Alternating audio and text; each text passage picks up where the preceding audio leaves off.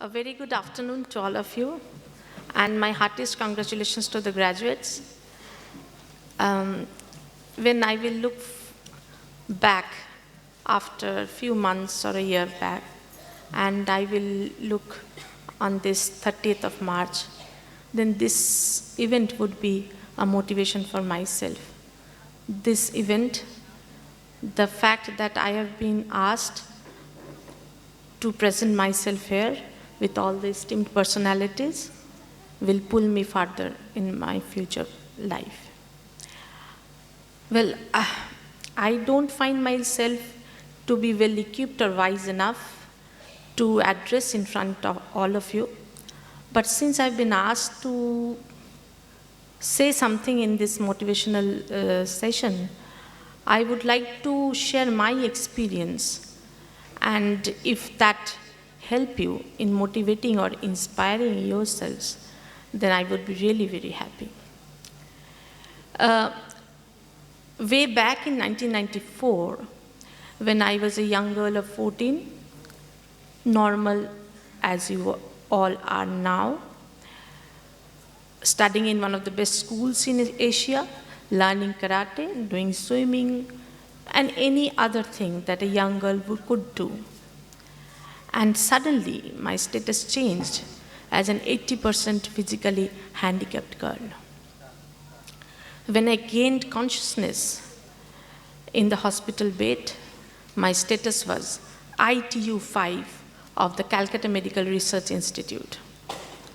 I found myself lying on the bed, neck down paralyzed. My lungs, both of my lungs were paralyzed. My vocal cord even stopped working. The only thing which was working was my heart was beating.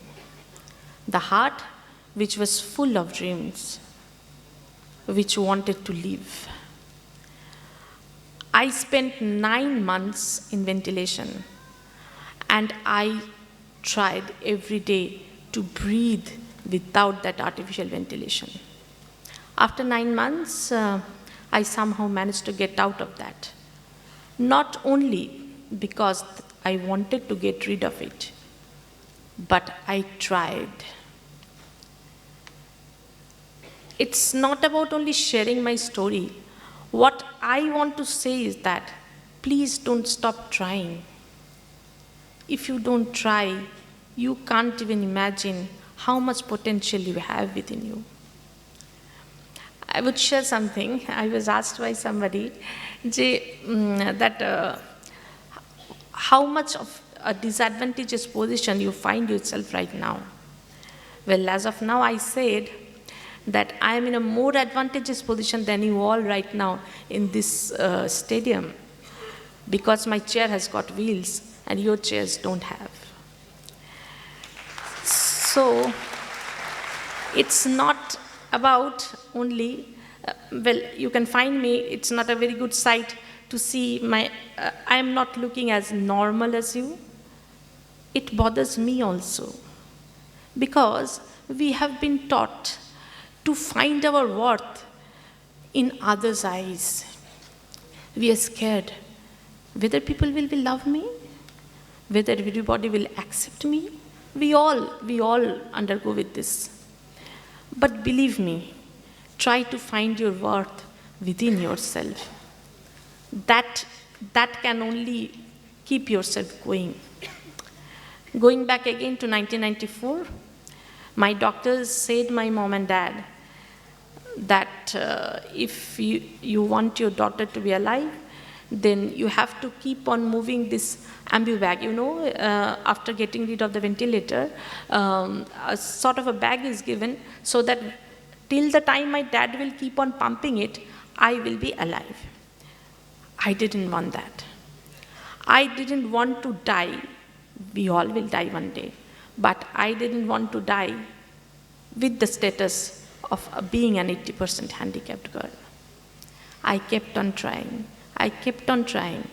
I threw up blue blood because 85% of my body was filled with carbon dioxide as I was trying hard to get out of the ventilator. The first day when I tried to breathe without artificial ventilation, it was 18 seconds. Then I got discharged from the hospital after 9 months, and the doctor said, let her die at home. Let her die at peace. I came back home. I want to confess something. My mom and dad also don't know that I tried to commit suicide. And the funny part is, I failed there also. I found myself to be a very big loser. See, I can't even die at my own will. I tried another time. Then I just got a vision of my mom, dad, and my brother crying at my funeral. That thought pulled me back. They always held my hand, and they assured me that I am beautiful. I am capable of doing any other thing that any other person can do. I started putting the fire burning inside me for the last 20 years. There was a time when the educational institutions also denied me of providing me with education. Forget about private tuitions, not even the big institutions.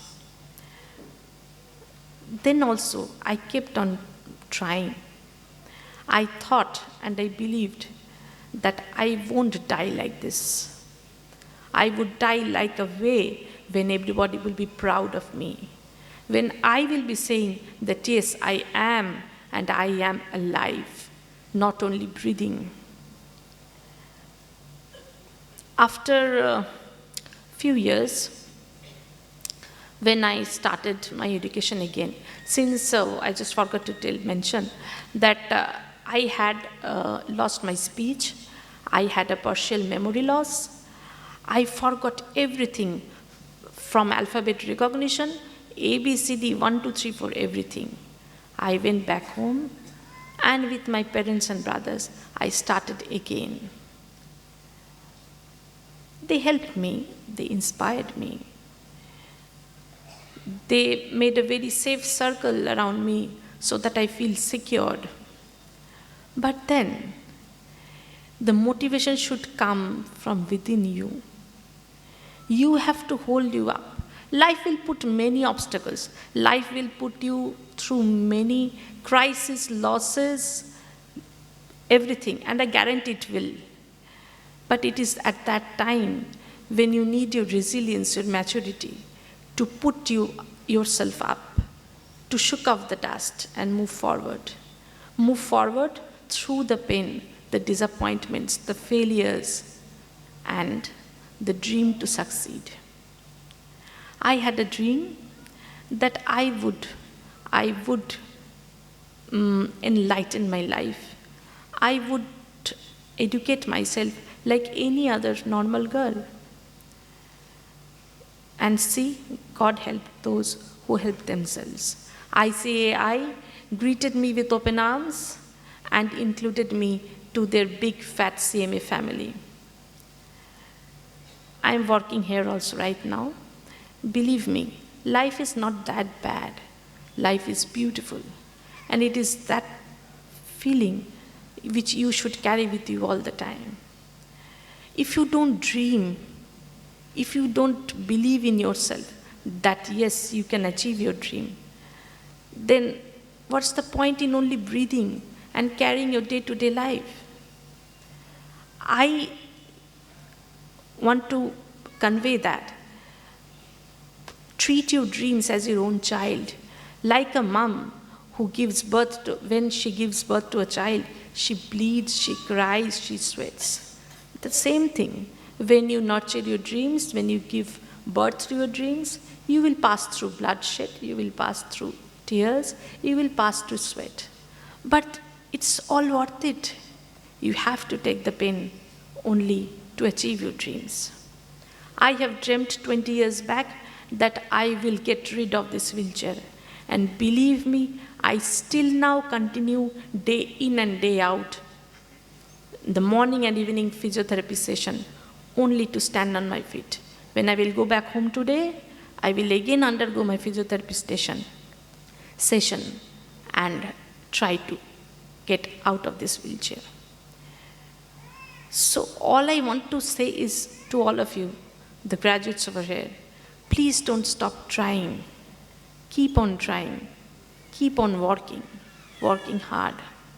And if you are true to yourself, then definitely somebody up there who is also within us will help you, and the whole universe will definitely conspire to get what you want. Thank you very much.